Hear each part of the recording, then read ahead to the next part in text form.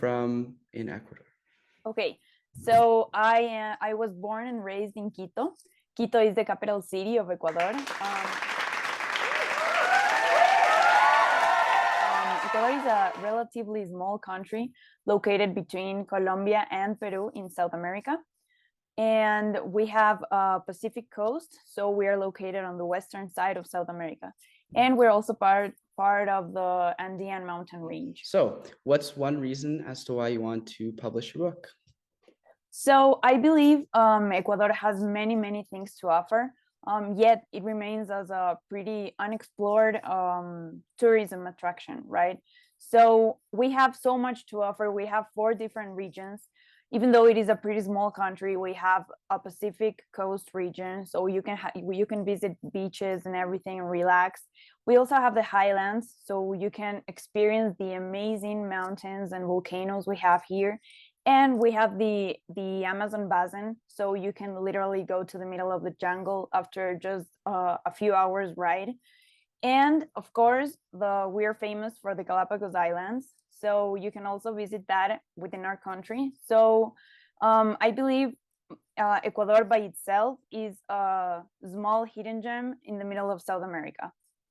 Perfect. And on to the topic of hidden gems, what are a few that you want to leak within your book? Right. So 2 hidden gems I want to talk about are the Tayos Cave. The Tayos Cave will provide a holistic adventure. It is an amazing, enormous, gigantic cave located on the Amazon basin. It's actually a funny story because it was visited by Neil Armstrong, right? So the first man on the moon was also the first man on the Tayos Cave, well, from the USA, right? So this is a funny story, and I think it has a lot to provide. It's a life-changing experience. So that's one hidden gem. And the other one is the Pillars of Tangan, which are the go-to spot for rock climbing lovers. So those are a little sneak peek to what you can find in my book. Awesome. Yes, we don't want to give too much, right? Right, exactly. So one thing you can be surprised with, well, the obvious answer would be the Galapagos Islands, right? So the Galapagos Islands have an amazing wildlife that are unique to those islands. You will not find those animals in any other place in the world. And I think also the Amazon basin, because we have so much unexploited territory in Ecuador, so you can be in the middle, literally the middle of the jungle. Beautiful. Yeah, you have both kind of channels, right? Ocean, jungle, everything. Right, exactly. Perfect. So this is a question I kind of get a lot and I have no idea the answer. So please help me. And I've Okay. seen this within the need to know words and phrases.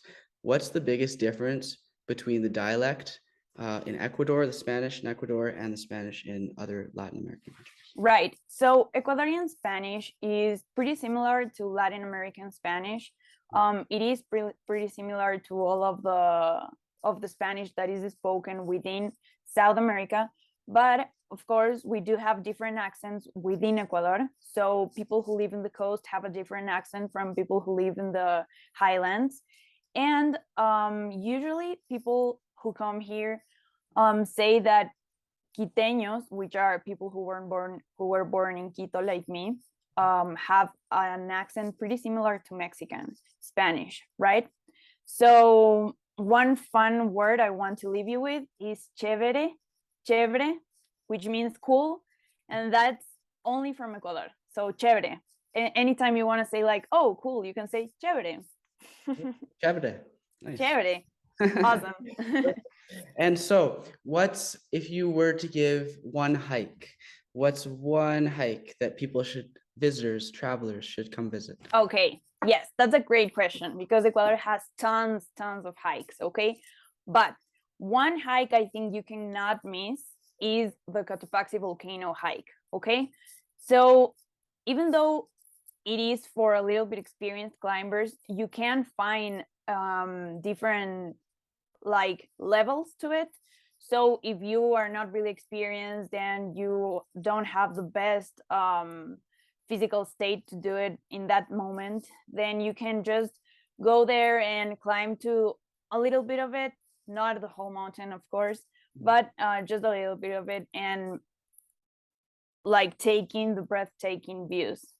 Beautiful. Yeah, exactly. And especially like seniors, right? Like because in Canada, a lot of seniors they like to travel and the temperature and the humidity and the air pressure is different, right? So you got to Yes, for sure. watch yourself. So that's Exactly.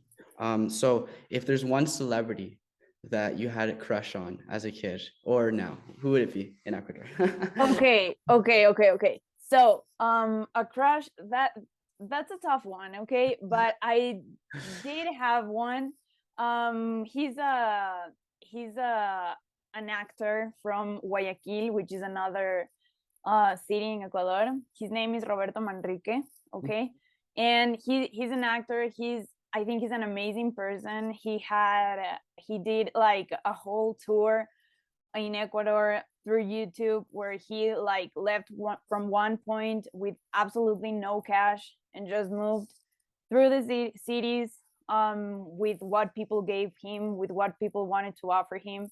So I think that was pretty amazing, and yeah, that would be it. Pretty cool. Roberto Holler over here. Yeah.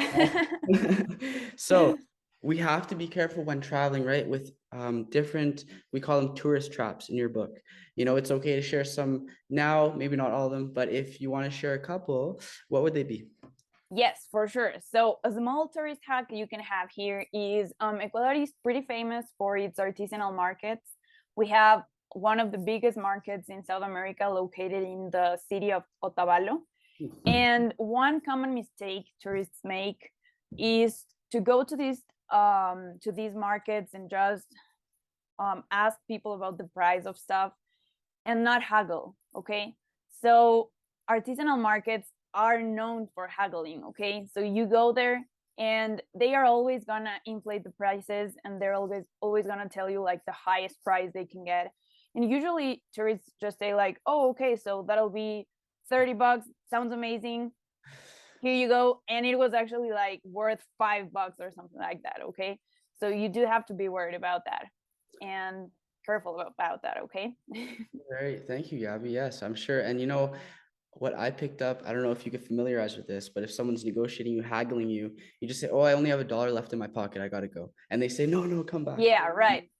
Yeah, right. Exactly. I mean, that is very common for artisanal markets. Okay, do not haggle in other places because they're probably not gonna like it. Okay.